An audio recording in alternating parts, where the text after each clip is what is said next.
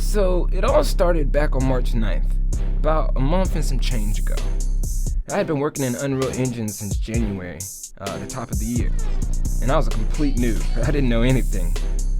Literally, I didn't know anything about game development or anything. I was a music producer. I was working with Logic and Fruity Loops, Ableton. Those are my programs.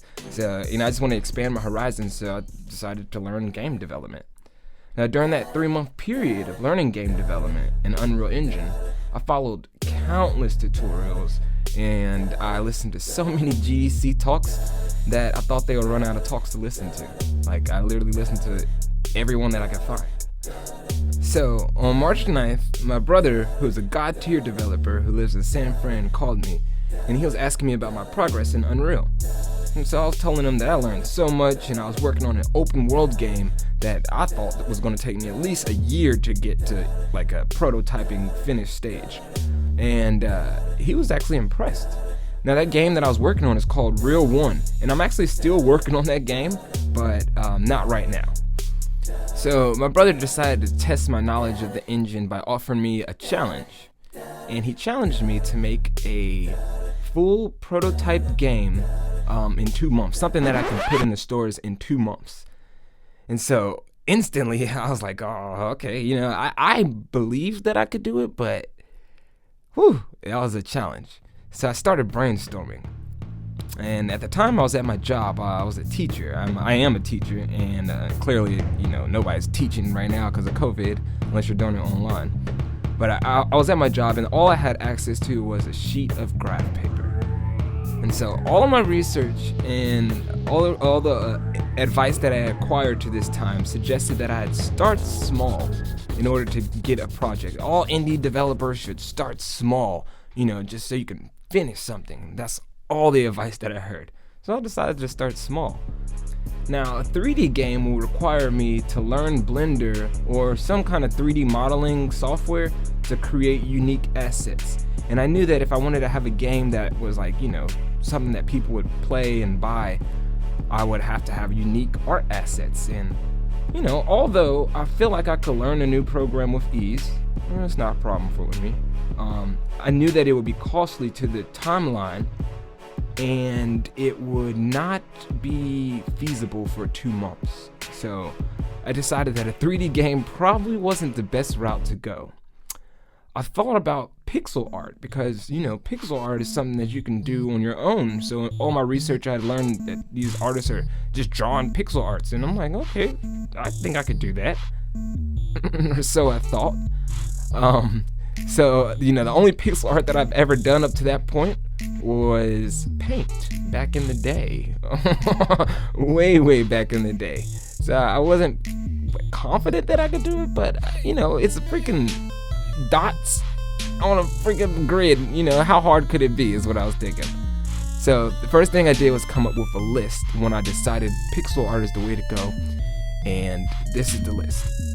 So I wanted to make a 2D pixel art side scroller. The first thing I had to do was create my first piece of pixel art. Never had done that, didn't even have the program to do such. So that was the first thing on my list, to figure out how to do that and get it done. Second thing was create a pixel character. So once I felt good in my ability to create pixel art, I wanted to create a character.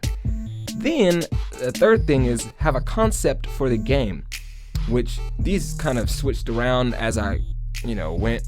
They're not in any specific order, but these are the things that I needed to do to get a game done. And then the last thing I had on my list was to create other characters. So once I got that list together, I sat back and thought.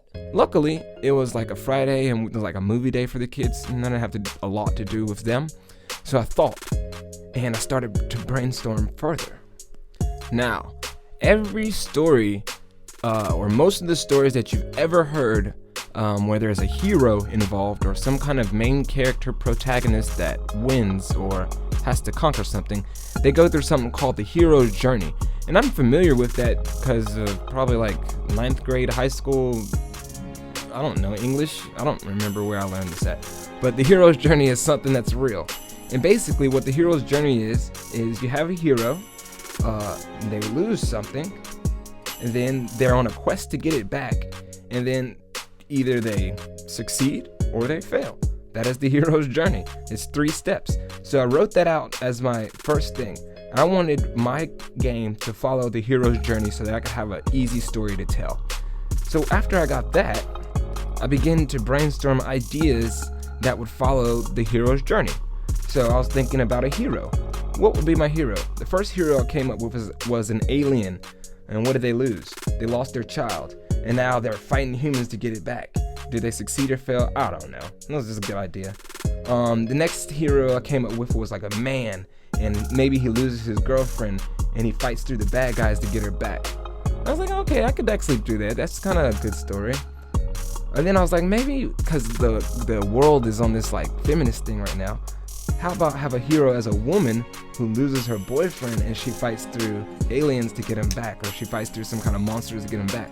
I think that would be a really good story. None of those were hitting.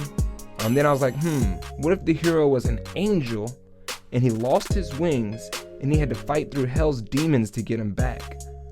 Oh, and I felt like I was on to something, so I put a star beside that one. And at that moment, the concept of Blackheart was created. Yeah, so thanks for checking out my devlog. That's the first devlog of Blackheart. I'm gonna continue to let you know the story and the progress all the way up to the release of Blackheart, which it should be coming out soon. Hopefully to get it in the stores by April 9th. That's the end of the challenge. Obviously the challenge started on March 9th. So April 9th is the time that I'm hoping to get it out and into stores. So make sure that you like, subscribe, follow, share, all of that stuff like that. Hit my Patreon page up if you want to support me and my game development. I plan to keep on doing this as long as I possibly can. Hopefully I get the support of the gaming community on my side, because I'm totally a noob in this community. I come from the music community, producers and rappers and rock and roll and stuff like that. But hopefully I'm accepted in this community and people like the game that I'm making and continue to support. Catch me in my next devlog and I'll show you how I conceptualize the characters in Blackheart, and I'll continue to let you know my progress. So thanks for joining me. See y'all later. Have a great day.